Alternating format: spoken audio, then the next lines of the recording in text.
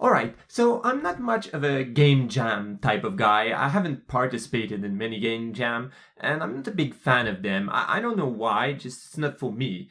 But I do like to have some side projects from time to time, and maybe some of you have seen my videos on me trying to make an AI for Clash Royale or making an AI for EVE Online. And this week, I want to talk to you about this little side project I made for my kids to learn how to read. So, for a bit of context, I'm a French Canadian, so I speak French, and I want my kids to learn to read and write in French. But we're living in Japan, and they're not homeschooled, they're going to Japanese school where they're learning all the cool stuff like kanjis and history and math. But I'm their only source for learning French. And I've taken it upon myself to teach them how to read and write. And one of the activities that you do when you're starting to learn is memorize some flashcard words to be able to read them quickly. But the problem with this is that it's freaking boring. I mean, I just wrote a bunch of words on some piece of papers and I try to show it to them and they have to tell me what this is. And they just get bored incredibly quickly and they never want to do it again. And I thought, well, they like playing on my phone, so maybe there's an app out there that would make it a little bit more interesting. My idea was pretty simple. All I want is for a word to show at the bottom of the screen and then have 4 pictures and the kid have to tap on the picture that represents the word. And then you go to the next one, you do like a certain number of flashcards, and then after that it gives you a score based on how many mistakes you did and how fast you managed to read all the words. So I thought, well, how hard can it be? Exporting to Android is really easy with Godot, so what I did, I booted up Godot and I tried to figure out a way to make it. The first part of this project was figuring out how to put the words in a list that I could use to generate these cards for my game. And I knew that I was going to add a lot of words, so I didn't want to waste time adding words. I wanted it to be really simple. So what I ended up doing is that I have a special folder in my data that has a bunch of PNGs in there, and each PNG is named the same as the actual word it represents. So what I do is that I have an autoload in Godot that will just, at the start of the game, parse all the pictures in that folder, extract the name of the file, and then load the PNG as a texture and keep all of this inside a dictionary that I can quickly use to generate cards or generate words during the gameplay. Now, I did run into a bit of a trouble when I tested it on Android because it seems like when you export your project as an APK, it's not going to put the actual PNG file, but instead use the import file. But after a bit of playing around with string parsing and name calling, finally managed to get everything working. And now it was time to implement the rest of the game. So the other part was creating a board where the gameplay would happen. So I created this one node that I called board, and under it I have 4 cards. And each card is an instance of a scene that has a simple image rect with a button to tap on it when you want to select this image. Now, I know I could probably have done it with a texture button, but I didn't know they existed, and I did it in a day, so I didn't ask questions. And below the cards, I added a label for displaying the word that the kid has to read. Next, I attached a script to my board, and this script was responsible for initializing each round of the game. So it does that by just querying my autoload and getting a random word with its texture and placing it randomly in one of the 4 cards. And then to populate the other 3 cards, I just query the board 3 more times to get another word, and I just discard the word and put the image there. And then I use the first card's name as the label for the text. Now the button in my card scene is connected to a global signal on card clicked event, and when this fires, the board listens to it and decides what to do with it. So if the card clicked didn't match the word that it remembers, then it's going to display a fail screen, and if it matched, he's going to display a success screen. Now, I admit the look is pretty bare, but it works, and that's what's important, right?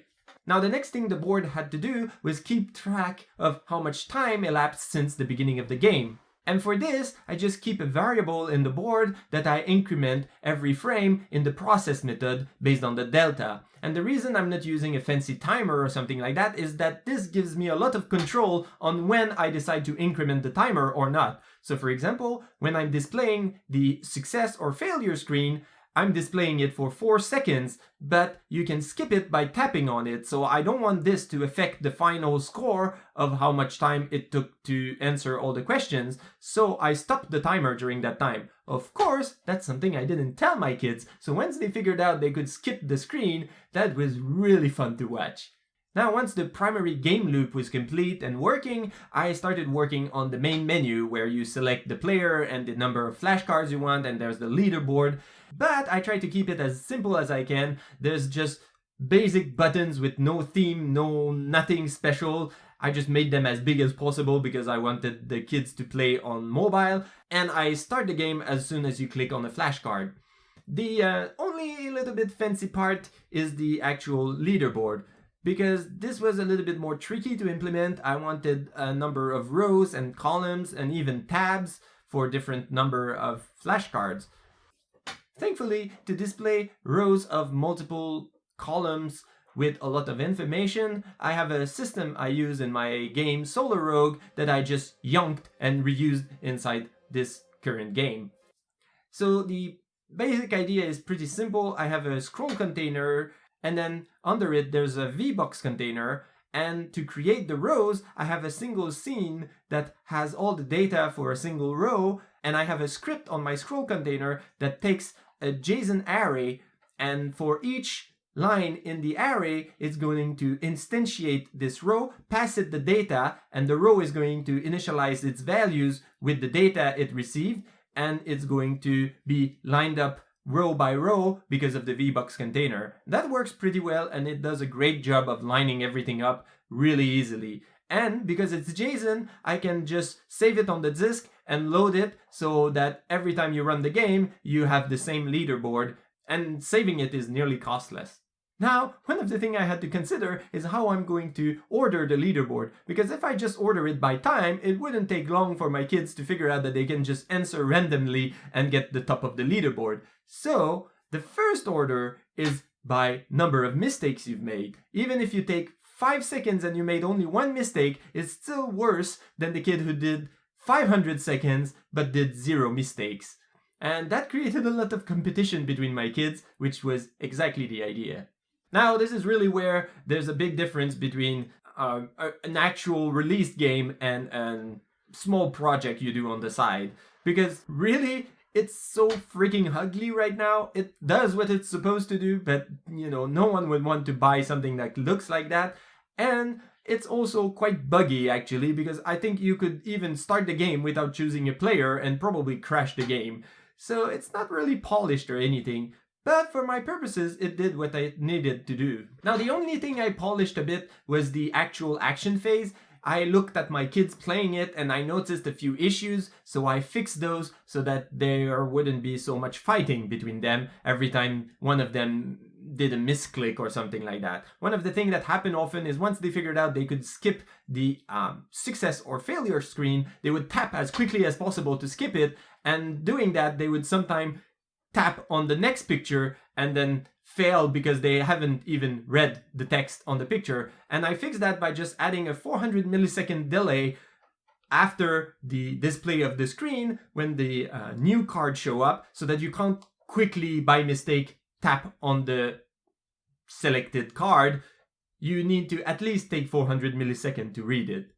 Another thing I added is that once they started getting better, the leaderboard was often full of very similar times, and it was hard to know if you beat your previous time or not. So I ended up coloring the line of the most recent results in the leaderboard so that the player knows what's the time he just did right now. Of course, I made it pink because I have daughters, but that's beside the point. In the end, it worked pretty well. For a few weeks, my kids would play with it every day for maybe half an hour and try to beat each other's high score, and I would keep adding more word and increase the difficulty. And it was fun, but at some point they got bored of it, and now we've moved on to more interesting stuff. But for what it needed to do, it did it pretty well. And really, I feel I should try to polish it and release it on the App Store, maybe with some advertisement as a way to make some money. But the thing is the devil is in the detail, because polishing this would probably take 10 times more time than, actually making the whole game. So maybe another time, but for now I'm too busy with other stuff. And that's it for this week. Thank you for watching. I hope you found it kind of interesting to see maybe a smaller project made in Godot. And see you all in my next episode. Bye!